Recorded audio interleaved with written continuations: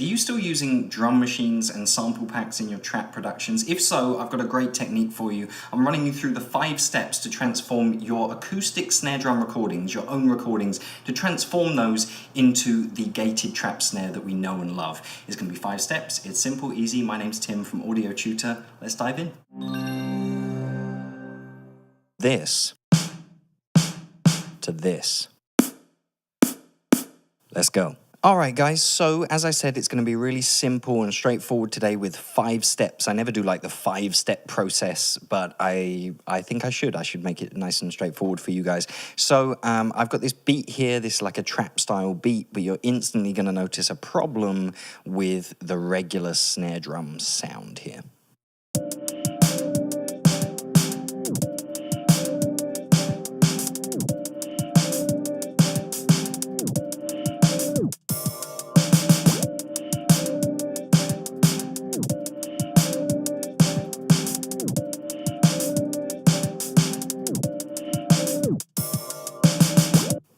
All right, so did you notice the problem? What was the problem? Well, the snare drum sounds like a rock snare. This is my own recording of a snare drum that I've chopped up to put in this beat, but it just sounds there's way too much body. It's big and boomy and thick like a rock snare. That's not really what we're going for here. We want the tight, snappy trap snare that we know and love, that we've heard in records by Drake and a million other people. All right, so there are 5 steps. The first step, as you may have guessed from the name gated snare, is a gate. It's a noise gate. So we're going to add a noise gate. If we go over here, this is a noise gate over here. And those of you who have used a noise gate before, well, you might understand what's going on here. Those of you who haven't used a noise gate before, I'm going to try and quickly just kind of go through the basics here. So first off, the 3 dials you need to look at are threshold, it's right here, attack over here, and release over here. So what do these dials do? Well, the threshold dial is essentially telling this gate when to open, right? So I like to think of it like a water gate, maybe. So when the level of water rises, let's say there's water running down a stream and it gets to a gate, and when that water rises to a certain level, the gates are going to open. All right, so that's your threshold. If you think of that, but replace the water with audio volume, right, the gate is going to open once things get to a certain level. So here, the gate's going to open once we get to minus 19 dB. How are you going to find your threshold? Well, the thing to do is take the threshold all the way up to 0 dB, right? And what you'll find now is like nothing will get through, right? So let's have a listen to that.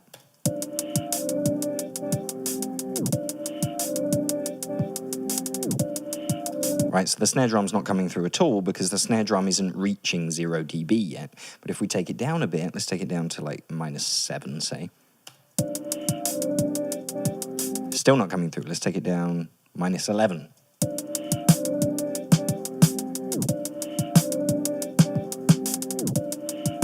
All right, so it's letting through that real initial attack, but we want to let through a bit more than that. So let's go down. I think I ended up at -19, right? So -19, let's listen to that.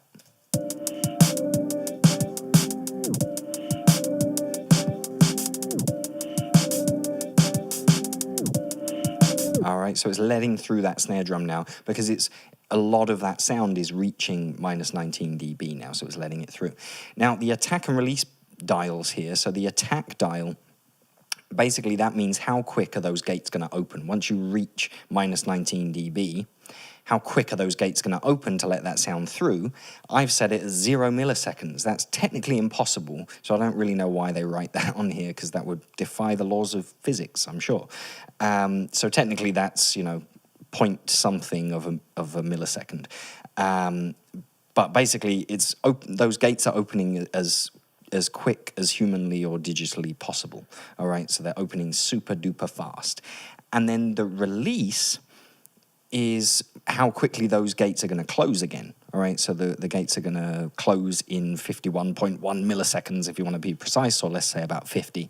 So about 50 milliseconds, those gates are going to close again. All right, so it opens, in total, the gate opens for 51.1 milliseconds, right? And then it's closed again every time it hears minus 19 dB.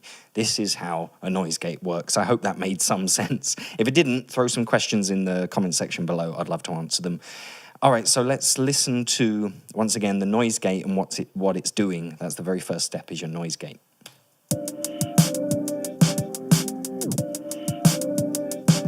All right, let me take it off.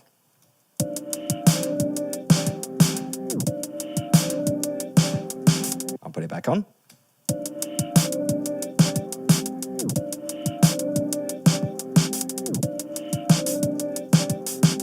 All right, so it's kind of taking some of that tail end off of the snare drum. That's kind of what you want, because you want it to be that sharp, snappy sound rather than the big, boomy, full of body, fat rock snare sound. All right, so that's the first step. The next step is, step 2 is EQ. All right, so some of you out there might have guessed EQ. EQ is the second step. So what you can see I'm doing here is rolling off a lot of the low end that I just don't need in this snare sound, because it's, we know a trap snare sound is sort of nice and crisp and sharp. There isn't much in the low end. And we also know we don't really need this information down here. We're rolling off 48 hertz there. So around 50 hertz and below, we're just rolling it off. We don't need that information down there. It's way too low for a snare drum, especially a trap snare drum. All right. And then what else we're doing here? The biggest, most important thing we're doing here is boosting up here in the very top end. So over 10K or 10,000 hertz, if you want to call it that, we're boosting by a lot. We're boosting by 10 dB. It's madness, right? So we're boosting a lot because we really want to brighten up that sound a lot, because it needs to be really nice and crispy. Then we're adding some of this more sort of, this is like your radio frequency. I always say this is kind of that I want to say fuzz, or like a walkie-talkie sound. If you wanted a walkie-talkie sound, you'd be looking for this area of the EQ spectrum. So this is that area. We're adding some of that to add some of that sort of not harshness, but sort of I guess crispiness around there. But that radio walkie-talkie sort of frequency, if you can imagine that, that's that area right there. And then if we go further down, I've added some here, 164 hertz. That's that, there was some nice beefiness in the snare that I wanted to just poke through. So that was kind of, like a subjective choice, I guess. But have a listen with the EQ on.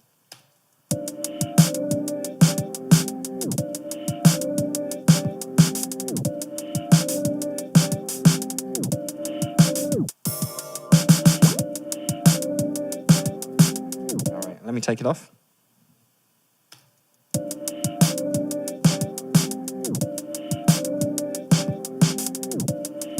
Put it back on.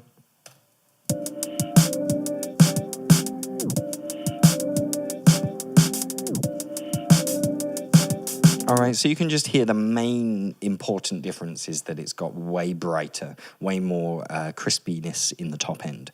All right, so this boost here is kind of your most important thing. And then this one here is very important too. All right, step 3 is dynamics and compression. All right, so you can see here I'm stacking 2 compressors. Let's have a look at what I'm doing. This is the 1176, or the Studio FET in Logic. This is a really awesome emulation. I've reviewed all these before. If you want to check that out, maybe if you're lucky, I'll put a link in the video description or something like that. But I have reviewed all of these different models they've done here in Logic for us. This 1176 emulation is awesome. So what am I doing here? I've got a 2:1 ratio. I've got a 15 millisecond attack, and I've got an auto release on because it just worked. So I just did that, and as you can see, I've makeup gain of about 3.5 dB. All right, so let's have a listen to what I'm doing here with the 1176.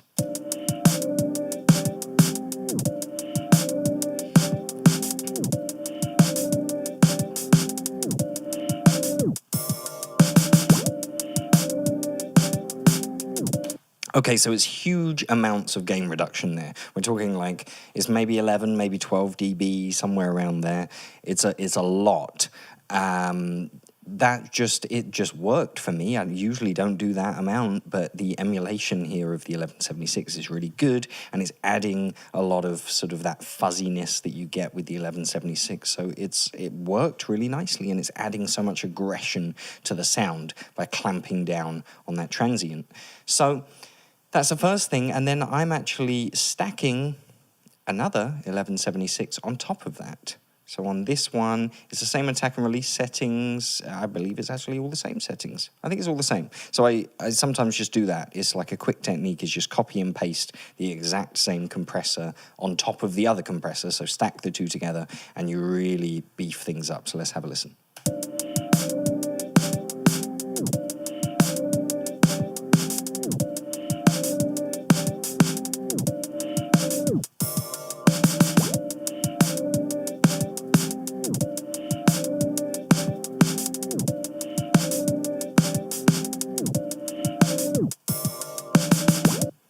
And yes, we aren't level matching here because I guess I was a bit lazy. I did this quickly. But usually when you're using an EQ or a compressor, you should try and make the effort to level match. So make sure you like head on over to the output gain and make sure your levels on the input and the output are the same, just so you know that you're doing things correctly. In this case, I know it is getting louder, but it is making a nice difference. So stacking two compressors there. All right, the next step. So what are we on now? We've done one. Step one was noise gate. Step two was EQ. Step three is dynamics and compression. Step four, now this is an interesting one, is pitch shifting. All right, so in order to tighten things up, you want a tight, crispy snare drum. What you would do in the real world is you would tighten the top head of the snare drum. You would tighten the skin on that drum to make a tighter sound right out the gate, right there. So what we can do here in Logic, you can totally use a plugin. Heading down here in Logic, you've got pitch and you've got pitch shifter, you've got a vocal transformer. There's a million third-party plugins you can use for this, and I'm sure if you're in another DAW, there will be a pitch shifting plugin that comes with your DAW that you can use. But a great way to do it here in Logic, for you Logic users, is just select the audio like that, and then you head on over to Region, to transpose over here. You see it says transpose, and you can do fine tune as well, but transpose here, I think what I found worked for me was about 7 semitones. All right, so it works in semitones. So you just type that in and it does it for you automatically, which is awesome. I think that came with a more recent upgrade, but it's so quick, such a quick way of transposing things and pitch shifting. So let's hear the difference that's making.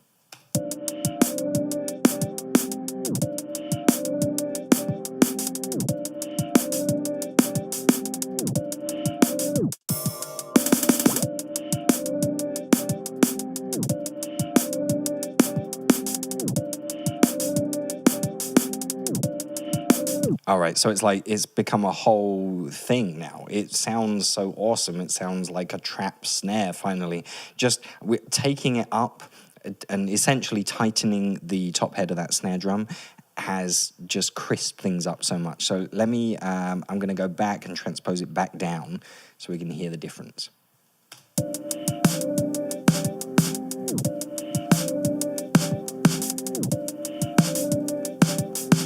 All right, and transposed.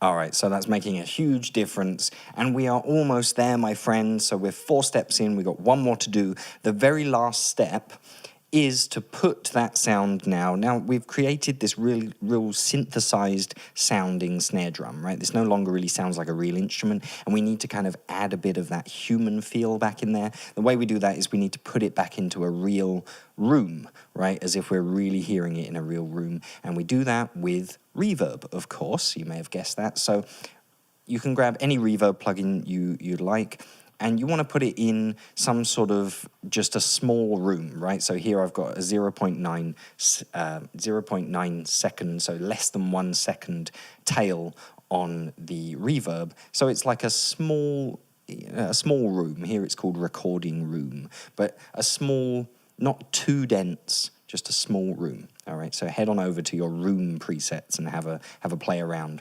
But let's have a listen to what difference this is making.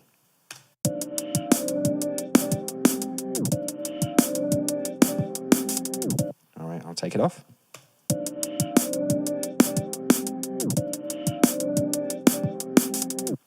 And back on again.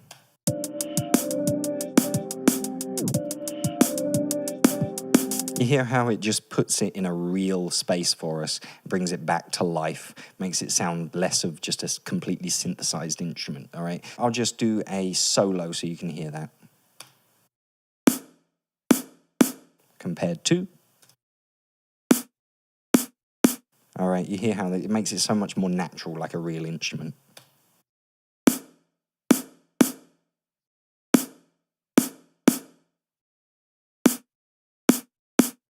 All right, so that's just the final little touch there. So 5 steps, guys. I hope that made sense. I hope that was simple enough for you. Step 1 was the noise gate, all right? That's why it's called a gated snare. The noise gate. Step 2 was EQ. Step 3 was compression and dynamics. Step 4 was pitch shifting, of all things, or transposing, if you want to call it that. And step 5 was putting it in a real space using reverb. All right, so I hope that helped. I hope that was useful to you. Last thing before I go, or before you go, or before we both leave each other, I'm just going to tell you about my free ebook. It's a 25-page recommendations list. It's giving you all those recommendations for the audio equipment you're going to need to get started recording and mixing like a pro. All right, it's all great, affordable equipment for you to get started and learn with me how to record and mix your next awesome record. All right, so check it out. It's absolutely free, by the way. I don't know if I mentioned that. It's absolutely free. Just head on down into the description below this video.